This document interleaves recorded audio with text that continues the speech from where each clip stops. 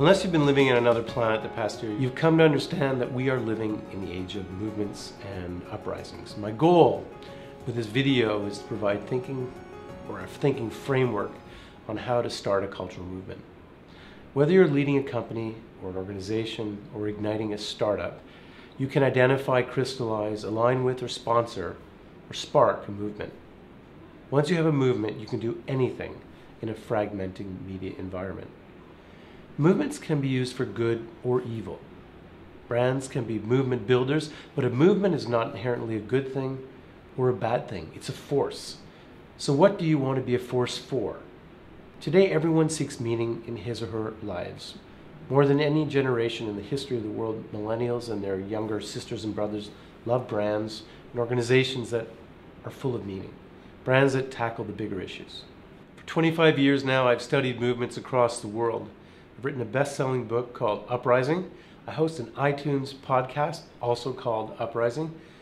I've developed movement strategies for brands such as Emirates Airlines, Google, Pfizer, Jim Beam, and Mahindra, one of the most powerful companies in India. Here are 10 things you need to do to start a movement. Number 1, define the change you want to make. This should include the behavior you want your customers or your audience to have in relationship to your brand, or what kind of cultural change you want to drive in the world. This change should be relevant to your business challenge, and of course, it should be relevant to your brand purpose.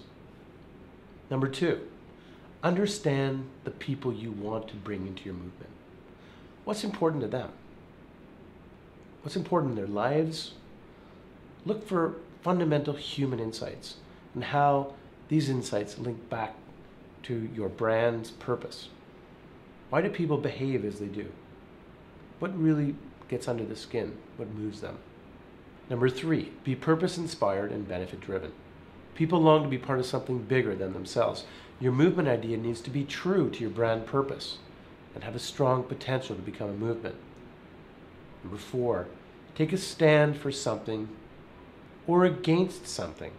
In these volatile times, brands actually should become more willing to take a stand for something or a stand with someone. Otherwise, you risk becoming totally irrelevant in a revolutionary world. Number 5, create a monster. Remember all those Hollywood movies when the monster comes running into the village? What happens? Everyone rallies, goes home and grabs their pitchforks and fights off the monster. Number 6, insightfully provoke discussion. Your goal is to overcome a state of complacency, a state of indifference.